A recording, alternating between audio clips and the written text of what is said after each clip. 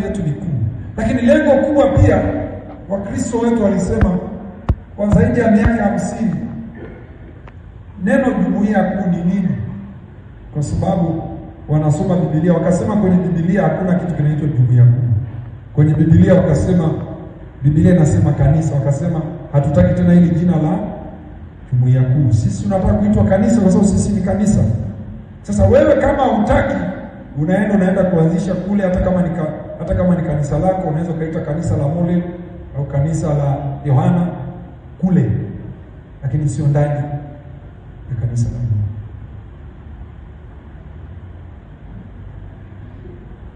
Bwana Yesu asifiwe.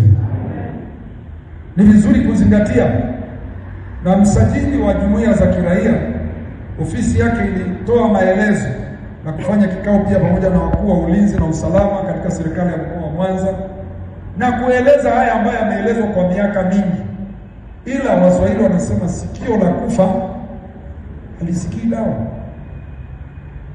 Ni kama leo mtu kusema mimi sitaki CCM, mimi naitwa TANU.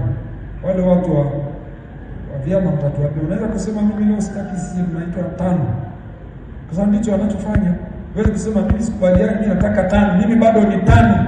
Au unasema mimi rais wangu bado ni Nyerere. Hayupo. Inahitaji tu akili timamu, hahitaji kwenda, hahitaji nguvu kubwa. Hivyo vitu havipo. Kwa hiyo jumuiya haipo rasmi, ilishakufa na haitakuwepo tena. Haipo. Kwa hiyo ofisi za umma, ofisi za serikali wajue jambo hili. Yeyote anayejitambulisha huko na kujiita jumuiya ni kwa hasara yake, na anayekubali uongo huo pia. Kanisa lilishafanya mabadiliko hayo na ambayo tulishamaliza.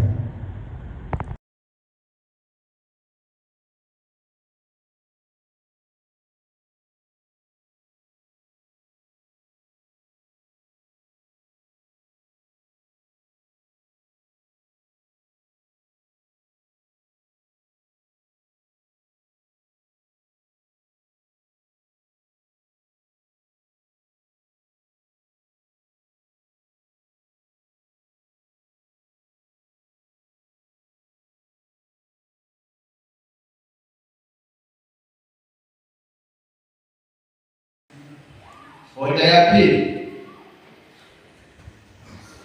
kwa sababu serikali haingilii mambo ya dini na imetamka kwa barua yake sasa kwamba Mchungaji Nicholas Luserere Nzera au Mchungaji Peter Nicholas Luserere Nzera, Nicholas Sangija, itisha kikao cha mkutano mkuu ili muweze kuamua, je, muendelee kama mlivyokuwa zamani. Na ninaposema zamani, katiba yetu ni ya mwaka 2009.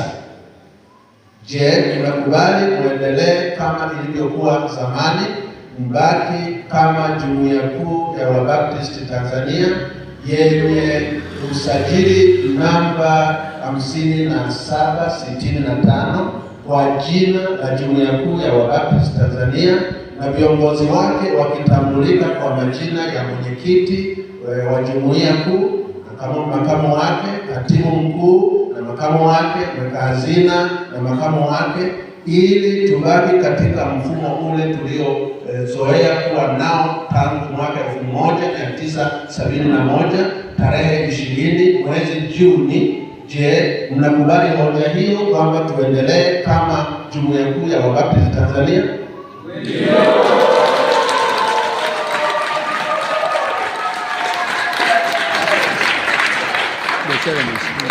Sasa naomba kutoa hoja. Sasa kulingana na mgogoro huu ambao unaendelea, mpaka wanasheria wetu wamekuja hapa kutueleza yanayoendelea ya sheria. Nataka kutoa ufafanuzi juu ya jumuiya kuu ambayo sisi ni wanachama. Jumuiya kuu ni muungano wa makanisa ambayo yanaungana pamoja, tena yanajiunga kwa hiari. Mwaka 71 Ndio hapo chama hiki kiliundwa baada ya juhudi kubwa za wamishonari. Zaidi ya miaka 15 ndio wanakuja kuunda hiyo jumuiya. Makanisa mengi yameanzishwa na wamishonari wa kutoka Marekani. Wakaanzisha makanisa, na hiyo makanisa leo kwetu watakaona tunahitaji tuwe na umoja. Lakini kanisa linajiunga kwa hiari. Hakuna kanisa lililopigwa viboko lililolazimishwa kujiunga. Na hiyo inafanya tu sisi tuwe watu wamoja hapa Tanzania.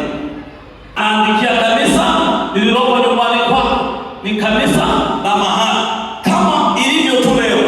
Hapa tuko kanisa la mahali Nyamamoro, kanisa la Baptisti Nyamamoro. Mimi natoka kanisa la Baptisti Kayenze, natoka kanisa la Baptisti Kahama, natoka kanisa la Baptisti Mwangoye.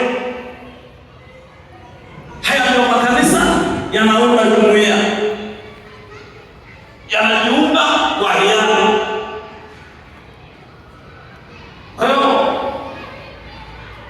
ndugu yetu Arnold Manase akiwa anajua fika kwamba shauri hili la jumuiya ipo ama haipo liko mahakamani, lakini tarehe 11 mwezi wa 3 akatoka kwenye vyombo vya habari akizungumza kwamba jumuiya kuu, watu walikaa wakaangalia wakacheki kwamba jina jumuiya kuu halimo kwenye Biblia. Hiyo wakati mwingine ni kupungukiwa tu ile mafunuo ya Mungu, kwa sababu neno kanisa ni eklesia Kiyunani, na eklesia maana yake ni kusanyiko, jamii ya waumini. Na hata serikali kwenye usajili haisajili makanisa, inasajili jumuiya za kiraia. Na isitoshe huyu ndugu yetu anazungumza haya na anajua kuna kesi mahakamani, na anajua kwamba swala shauri likiwa mahakamani alipaswa kuzungumzia, alizungumzia yeye. Na wakati huo yeye mwenyewe na sisi hapa ni wanachama wa jumuiya ya Kikristo Tanzania. Sasa sisi ni jumuiya na yeye jamaa anazungumza hapa yumo kwenye jumuiya hiyo ya Kikristo na haijaandikwa kwenye Biblia. Ni ufahamu na ufunuo wa kiroho unakosekana hapo, kusema kwamba jina jumuiya haipo, jamii si community. Waingereza wa community si jamii, mkusanyiko ya jamii. Kwa hiyo wasio na wasiwasi. Kanisa, kuna kanisa la ulimwengu wote na kuna kanisa la mahali ambao mimi na wewe unakaa. Na hiyo jumuiya ndio inayosajiliwa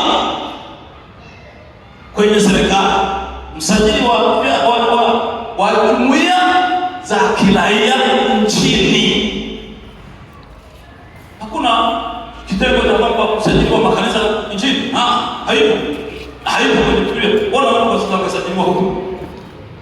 Na anadai kwamba yeye anashirikiana na serikali.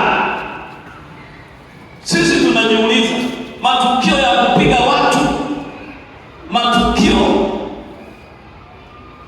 ya kupiga watu kwenye ibada, hapa kuna mwalimu alivunjwa mkono sababu hao wanaopiga watu kuuza mali wanajaribu kutengeneza dhehebu ndani ya dhehebu. Hilo jambo ndio tumepeleka mahakamani. Kwa hiyo ndio tulizungumzia kwa sababu liko kwenye hiyo vyombo. Na jambo lingine ambalo nilizungumzia nimshukuru marais, ingawa wengine ni marehemu leo, kina Nyerere, kina Mwinyi, mzee Mwinyi marehemu, Magufuli, hao wameondoka kutangulia mbele za haki. Lakini pia tunaye rais mstaafu bado huko, mzee Kikwete. Hao wote nimewataja, ingawa wametangulia mbele za haki. Walipomaliza muda wao hawakunyosha tena vidole, wewe hapo umeenda, sio sisi, mimi bado ndio rais. Wameenda wakakaa pembeni, akaacha rais afanye kwa mwongozo wa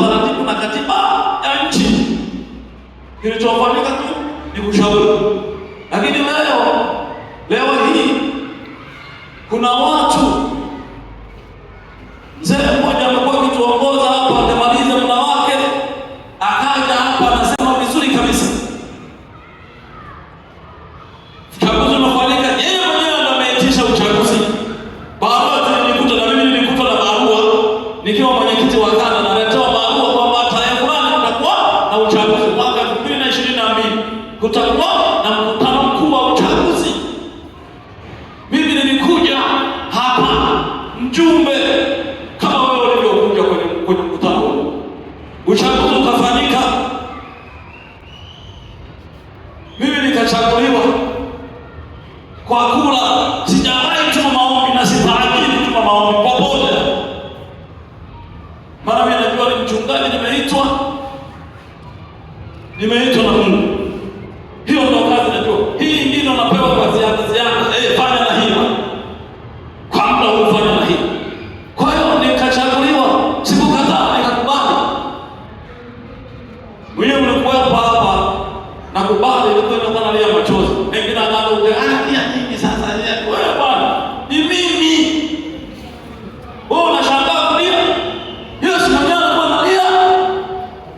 Uzito ambao unakuja kwenye uso wako na kwenye moyo wako. Nilikuwa najua kazi ambayo iko mbele yangu ni nzito.